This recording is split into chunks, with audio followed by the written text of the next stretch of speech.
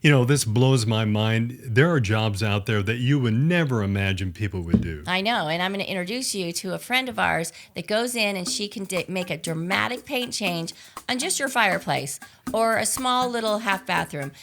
And she does a lot more than just that. Yeah, a lot more. Like in the middle of the Arkansas River, she has built and painted rocks at the Tulsa gathering place. Who would have thought, right? And the latest color trend, she's going to tell us what to look out for. Let's get started. Mark's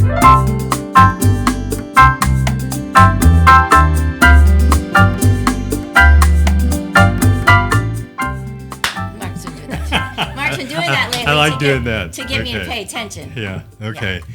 Can somebody who's colorblind do what you do? I don't think so. It's a good question. I'm colorblind.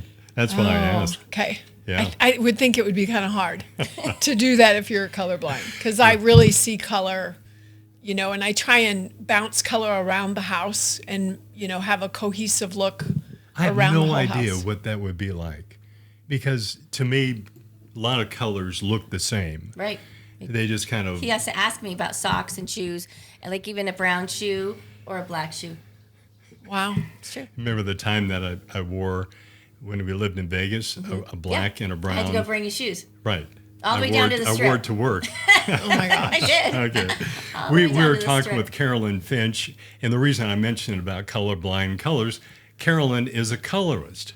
Is that what you call yourself? I'm a colorist. I work with a lot of color, and I can even see where, oh no, this color has a little too much purple when you're picking out, when you're painting the outside of your house, you don't want to accidentally pick the wrong gray and it comes off purple.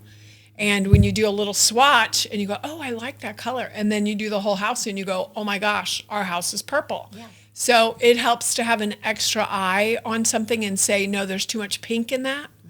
I think it's more of a trained eye kind of thing. I've trained myself to see, what do I see in that? Do I see purple? Do I see orange? Have you always been that way? I mean, as a kid, you saw vivid colors? Yes. There's definitely a talent to this, because I could never do it. And she knows me. I don't care. I don't want to decorate. I just want her to come in and tell me what looks good. And then I'm happy. I just say, I like it. You just showed me something today. I said, I like it. She said, you're easy. I think I was always very creative as a child, and then I just happened to fall in this. We built a home, and I absolutely loved doing it in my home, and then the neighbors saw it, and then the neighbors' friends saw it, and it just took off. But I'm really comfortable in this field, and it really is kind of a masculine field. I mean, I work with a lot of men. I work in a lot of new construction where there's all men, and then there's my crew, which I love hiring women. I love empowering women. I love having like single moms work for me, where they have the flexibility to go take their daughter to school, or they have a sick daughter. What's the name of your business? I named it years ago, Step on It, because we were doing stained concrete floors. Mm-hmm. I wanted to find kind of a niche where no one was in that lane. Yeah. Mm-hmm. So we did stained concrete floors, and then we did murals and artwork on the floors. But I got tired of being on my knees, and I got tired of using bead blasters and two-part epoxy, and it's work. I can just imagine. Yeah. Well, so then we moved to walls. So you do walls, and your neck is... ceilings and walls. Yeah. And Carolyn was on our podcast 2 years ago, and I remember we talked about trends back then, color trends, which you're always dealing with, right? Yes, absolutely. And I remember 2 years ago you said that, what was it, grays are going out. Yes. She was right. She was right. Yeah. I mean, people are still using some gray, but it's not like the whole entire house is painted in a mid-tone gray. Mm-hmm. Everything has gone lighter, and even if they do use a gray, it might be a really soft, barely white gray. Mm-hmm. But trends last about 10 to 12 years. So you always want to be on the front end of that trend where you get a longevity. And some people never change. They put in one color, and it'll always... you sell houses, right? Well, that's me. Yep. I'll do something, and I'll be in a house for 25 years. I'm good. Right. You don't keep up with the trends there. And we talked about this last time in the podcast about the trends start on both coasts and then make their way to the middle where we are there. Right. So, I mean, the trend could be almost over by the time it comes to the Midwest. Well, and Tulsa is faster with trends. I have family that lives in St. Louis, and St. Louis is even slower. We get an influx from Dallas, from Dallas market. Right. And so we Tulsa grabs onto trends pretty quickly, where St. Louis is very conservative. And I know that because I have family there, but. Okay, so last time you had no idea what you would be doing today, right? Right. That just evolved. It evolves. And the always. new trend for you then is? We're doing a lot of painted rocks. So Who would have thought? I know. Right? I know. Yeah. I'm rocking it out. You're a rock artist. You're a rock star. Right. Yeah. So Name of your new company, maybe. Rockstar. Rockstar. So I kind of do go by Carolyn Finch and Company because I usually come with a company. So now I've kind of switched from Step on It to Carolyn Finch and Company because my name is Your name to everybody knows your name. Yeah. Yeah. So but we're doing rocks, and it's really exciting because we got invited to help with the gathering place because they had an out-of-town company come and do a lot of custom hand-carved rocks, which was a fortune to bring a big crew from out of town. And there was some extra rocks that never got done around the flume part. And so we were invited to do that part of it where they blast concrete in there. It's a specialty kind of concrete. And then we have to hand carve it and then paint it. Let it sit for 7 days. But we're out in the river.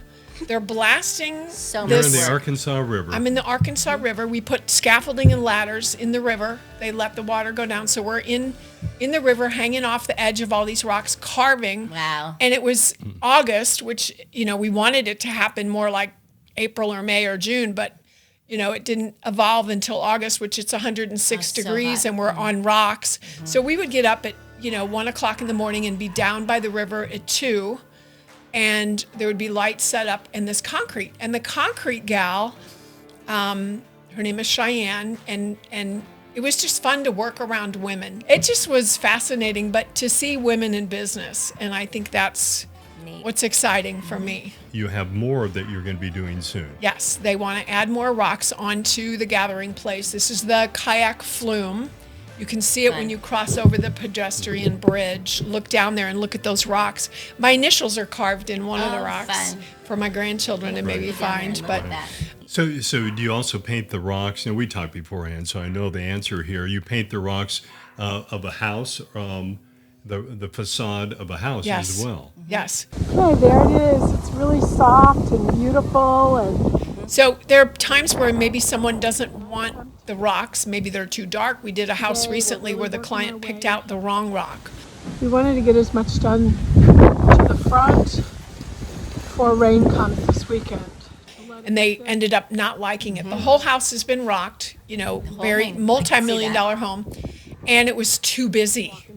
And so we went in and got rid of all the black stones. Genius. Instead of I could ripping. see that. Yeah, we're looking at the before and after pictures here, and it's quite impressive. Isn't it? Within 4 days, you can have a whole new look. Oh my gosh, I love that. So they were thrilled. They were out of town, and I kept sending them video and pictures, and just absolutely overjoyed with I the want difference. to see pictures of that. Yeah. Yeah. So we're working inside here. Still have some of the ones on top to get done, but we love it. It looks fabulous. We can add a few more tones if we need to, but this is just kind of the foundation. That's neat. They were really happy. So now and that's, I think when you find a way to make people happy, that's where my joy comes in, is I want to find because making happiness and joy for that's people. their home. And you never imagined that this your business would take this turn, right? Right. I mean, we did a few little fireplaces. We did your Right. fireplace, some little things, and I was very confident in doing this. And it starts small.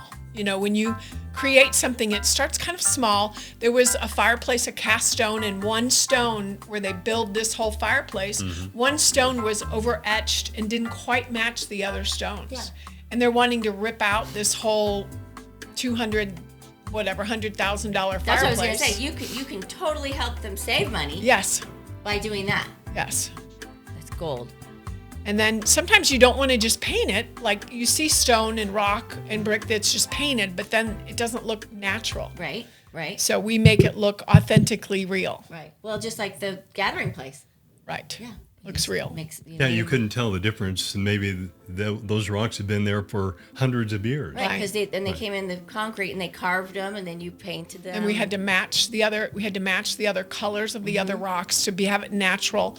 And what was really fun was we had to make samples, and we were there making samples to match the rocks that were already there. And they thought that we were there having a picnic because we're two women spread out on these rocks. So on the airwaves are like, there's two women on these rocks. They must be having a picnic. Get them out of here. Yeah. All right. So let's look ahead. What are some trends that people can look forward to? What should they be into right now? I would say and it's always hard to think about, like, oh no, that's coming. I can't do that. You know, the brown tones. When you even talk about Earthy brown tones, everybody's like, oh, we can't go back to the old world stuff. Right. It's new. It's different. So not as dark as that old world look. Right. Because we go in these beautiful $1 million houses here in Tulsa, and they still have that old world look. Yeah. It's too dark. Yeah.